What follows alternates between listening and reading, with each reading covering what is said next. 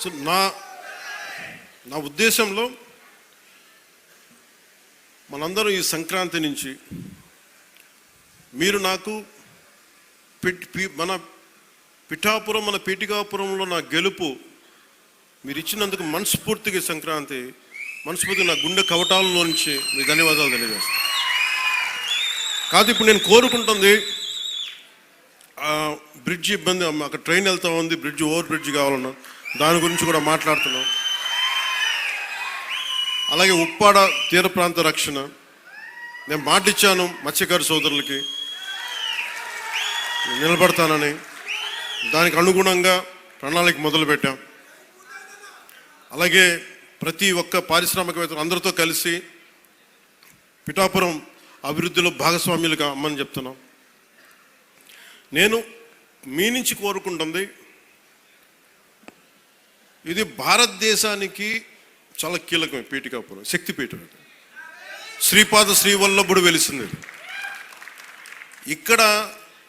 వారి ఆధ్యాత్మికంగా వాళ్ళు ఎంచుకున్నారు. ఇది నేను నిజంగా చెప్పాలి, నేను రాజకీయాల్లోకి రావాలనుకోలే, సినిమాల్లోకి రావాలనుకోలే, పోటీ చేయాలనుకోలే. అలాంటిది పిఠాపురంలో రావాలని అసలు ఏమనుకోలేదు. అది భగవంతుడి సంకల్పం, నేను తీసుకురాబడ్డాను ఇక్కడికి, గురువుల సంకల్పం. సో నేను నా ఆఖరి శ్వాస వరకు నేను మీకోసం పనిచేస్తాను. అది అధికారంతో సంబంధం లేదు, దానికి మీరు ఆశీస్సులు ఇవ్వండి. నేను ఒకటే కోరుకుంటుంది, మతం పేరుతో కానీ కులం పేరుతో కానీ వర్గాల పేరు మీద కానీ గొడవలు తీసుకొచ్చే వాళ్ళని మటుకు మీరు వారికి మీరే బాధ్యతను తెలియచేయాలి. ఎందుకంటే మీకు ఇందాక చెప్పినట్టుగా ఒకటి విడగొట్టేయడం చాలా చాలా తేలిక మనుషులు. ఈ రోజున మనం మాట్లాడుకోవాల్సిన రైతాంగం గురించి గౌరవ మంత్రివర్యులు civil supplies minister Nadendla Manohar గారు ఆధ్వర్యంలో గౌరవ ముఖ్యమంత్రి శ్రీ నారా చంద్రబాబు నాయుడు గారి నేను చాలాసార్లు సందర్భాలు చెప్పాను, ఆయన అనుభవం చాలా అవసరం అని. సో మనందరం ఒక ప్రయాణం చేసాం. అలా చేయబట్టే ఈ రోజున సివిల్ సప్లైస్ ద్వారా 7 లక్షల మంది రైతుల నుంచి 40 లక్షల మెట్రిక్ టన్నుల ధాన్యం సేకరించిన ధాన్యానికి సరిగ్గా 24 గంటల లోపే 9,300 కోట్ల రూపాయలని చెల్లించడం జరిగింది. ఇది ఎక్కడైనా సరే మీరు గత ప్రభుత్వంలో ఎంతసేపు దేహి అంటే ప్రోయాక్టివ్ గవర్నమెంట్, నారా చంద్రబాబు నాయకత్వంలో ప్రోయాక్టివ్ గవర్నమెంట్ అంటే ఇంతమంది సమిష్టిగా కలిసి కృషి చేస్తేనే ఈ రోజున ఇంత అద్భుతంగా జరుగుతుంది. మీరు గత ప్రభుత్వాన్ని గురించి వాళ్ళు ఏం చేసినా సరే వాళ్ళు తెలిసింది ఒకటే, బూతులు తిట్టడం, ఇందాక నారాయణ గారు చెప్పినట్టు కేసులు పెట్టడం, ప్రజలకి మనశ్శాంతి లేకుండా చేయడం. మళ్ళీ అదే పాత పద్ధతి మొదలుపెట్టారు. మళ్ళీ పిఠాపురంలో గతం ఎన్నడూ లేని విధంగా మళ్ళీ మీరు స్టార్ట్ చేశారు. ఈ సందర్భంలో ఉన్నత పోలీస్ అధికారుల గారికి, జిల్లా మ్యాజిస్ట్రేట్ గారికి కూడా చెప్తున్నాను, లా అండ్ ఆర్డర్ని కనుక ఎవరైనా సరే పిచ్చిగా కనుక మీరు అభద్రతా భావానికి కానీ ప్రజల్ని చేస్తే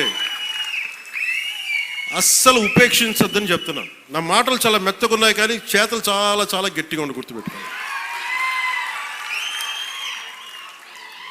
ఇది మిడీవల్ పీరియడ్ కాదు కాబట్టి నా మాటలు చాలా నియంత్రణతో ఉన్నాయి, చేతలు చాలా చాలా గట్టిగా ఉండే గుర్తుపెట్టుకోండి.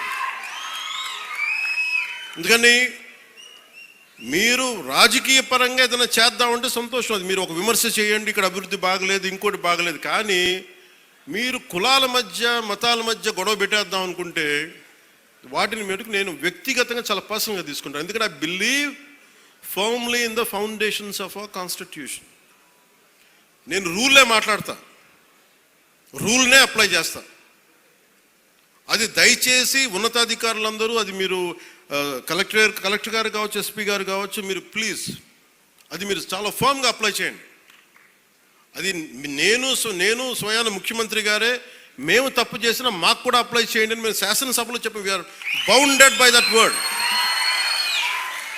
అందుకని ఎవ్వరు కూడా వ్యవస్థకు అతీతులు కాదు, నాతో సహా. అందుకని దాని దృష్టిలో మేము వ్యవస్థకు లోబడి ఉంటాం, మేము వ్యవస్థకు లోబడి రెచ్చగొడతామంటే దానిని ఎలా హ్యాండిల్ చేయాలో, ఎందుకంటే అక్కడ దాకా దృష్టి పెట్టలే. చాలా సంయమనంతో ఉన్నాను నేను. మీరు పిఠాపురంకు వచ్చి గొడవలు పెడదామంటే నేను ఇక్కడ కూర్చొని మొత్తం ఏరేస్తాను, అందరిని గుర్తుపెట్టుకోండి. అక్కడ దాకా తీసుకురావద్దు. తల్లి బిడ్డ న్యాయంగా పోదాం, తల్లి బిడ్డ న్యాయంగా పోదాం. మీరు ఒక మాట అనండి, నేను తీసుకుంటా. కానీ మీరు నన్నన్నా పర్లా, పార్టీనన్నా నేను భరిస్తాను. కానీ ప్రజల మధ్య వైషమ్యాలని కనుక మీరు చేస్తే దాని పర్యవసానాలు చాలా తీవ్రంగా ఉంటాయి, గుర్తుపెట్టుకోండి. ఎందుకంటే నాకు ఓటమి భయం లేదు. ఇది చాలా చాలా అర్థం చేసుకోవాలి అందరూ. నాకు ముందుకెళ్ళే ఆలోచనే తప్ప ఓటమి భయం లేదు. ఎందుకంటే నేను నిలబడతాను. నాకు తప్పు అని నేను ఒక వాస్తవంలో బతుకుతాను. ఈరోజు పదవులు ఉండొచ్చు, పదవులు పోవచ్చు, వీటి మీద నేను ఆలోచించుకొని చేయను. ఈ రోజున ఇన్ని వేల కోట్లు, ఇందాక మనోహర్ గారు చెప్పినట్టుగా మీకు పెన్షన్స్ ఇచ్చినా కానీ దాదాపు 24 గంటల్లో ఒక 9,000 కోట్లు పైచిల్లుకు డబ్బులు పంచినా కానీ ఇదంతా కలెక్టివ్ అందరం కూర్చొని చేసింది. దానికి ఒక అనుభవశీలురు, ఒక బలమైన పార్టీ తెలుగుదేశం పార్టీ. ఆ పార్టీని కూడా నేను చాలా గౌరవిస్తాను. ఇప్పుడు కాదు, నేను ముందు నుంచి చెప్తున్నాను. అలానే జనసేన బలహీనం అని చెప్పట్లా. జనసేన చాలకు బలం, రోడ్ల మీదకి అన్యాయం జరిగితే జనసేనకున్న బలం అది నేను ఇక్కడ ఒక ఆంధ్ర రాష్ట్రంలో చెప్పట్లా.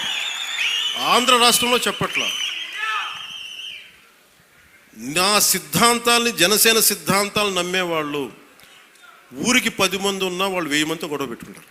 అది జనసేన. ఈ రోజున కూర్చోబెట్టి నా మీద అందరూ మాట్లాడేస్తూ ఉంటాను, ఏం చేసావు అది ఇది మాట్లాడుతూ ఉంటే, మరి 2019లో అన్ని కేసులు పెడుతున్నాం, వాళ్ళందరూ ఏమైపోయారు? అప్పుడు గొంతు పెగలేదు. అప్పుడు ఏమైపోయింది? ఆ రోజు అంటే మీరు కేసులు పెడతారని మన నారాయణ గారు చెప్తున్నారు కదా. అందుకని ఇవన్నీ దృష్టిలో పెట్టుకొని మీరు ఈ అలయన్స్ని దయచేసి ఎవరు కూడా, జనసేన నాయకులు కావచ్చు, కూటమి నాయకులు ఎవరైనా కావచ్చు, దీన్ని దయచేసి బలహీనం చేయకండి. ఎందుకంటే నాకు చంద్రబాబు నాయుడు గారికి చాలా అపారమైన అవగాహన ఉంది మన ప్రజలను ఎలా కాపాడాలని. మా ఇద్దరి మధ్య అసలు అలాంటి అరమరికలు కానీ విభేదాలు కానీ లేవు.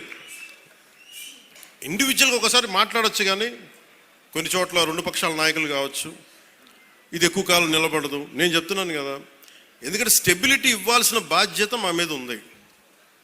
అందుకని మేము దాన్ని తీసుకున్నాం. అలాగే పెన్షన్స్ ఉన్నాయి. ఎన్టీఆర్ భరోసా పెన్షన్ కింద ప్రభుత్వం 63,50,000 మంది పెన్షన్దారులకి ఆర్థిక భద్రతను అందిస్తుంది. ప్రతి నెల దాదాపు 2,750 కోట్ల పెన్షన్, సామాజిక పెన్షన్ పంపిణీ చేస్తుంది. ప్రతి నెల 1వ తారీఖున బెనిఫాక్టర్స్, లబ్ధిదారులకి నిరంతరంగా అందజేస్తున్నాం. దానికి డ్రామాలు చేయట్లా. మేము ఆ వ్యవస్థను పెట్టాం, ఈ వ్యవస్థను డైరెక్ట్గా అసలు గోల్ చేయకుండా డైరెక్ట్గా ప్రభుత్వ అధికారులు వచ్చి ఇంటికి వచ్చి తలుపు తట్టి ఇస్తున్నారు. అంటే గత వాళ్ళు ఏం చేస్తున్నారంటే ఇవి చేసిన విధానం కాదు అది.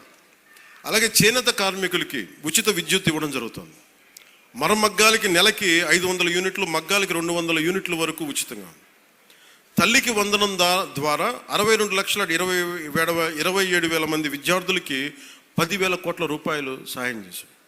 వాళ్ళు కొన్ని వేల కోట్లు దోచేసుకుంటా ఉంటే 23,000 కోట్లు, 25,000 కోట్లు మద్యం, కల్తీ మద్యం అందజేసి దోచుకుంటే మనం అన్నీ ఆపి, వాళ్ళ దోపిడీని ఆపి ఇక్కడ 10,000 కోట్ల రూపాయలు తల్లికి వందనం పథకానికి ఇస్తా ఉన్నాం. అన్నా క్యాంటీన్లో కనీసం మన డొక్కా సీతంలాగా మనకు అన్నం పెట్టే క్యాంటీన్లు అవి కూడా తీసేశారు. తిరిగి అవి నారాయణ గారి ముందుండి, గౌరవ ముఖ్యమంత్రి గారు చెప్తే నారాయణ గారు ముందుండి ఆయన ఒక సిస్టమిక్గా being an mathematics professor with precision, mathematical precision ఉంటుంది. అలాగే ఆయన ఒకటి అనుకుంటే గోళ్ళు ఆయన చాలా బాగా చేస్తారు. కానీ ఆయన అనుకోవాలి బలంగా. సో అలాంటి ఆయన ఒక ఆదేశం ముఖ్యమంత్రి గారు ఇస్తే 204 అన్నా క్యాంటీన్లని చాలా సమర్థవంతంగా ఇప్పుడు దాకా 4 కోట్ల భోజనాలని అందించడం జరిగింది. అలాగే ఆటో డ్రైవర్స్కి ఏడాదికి 15,000 చొప్పున 436 కోట్ల రూపాయలు అందించడం జరిగింది.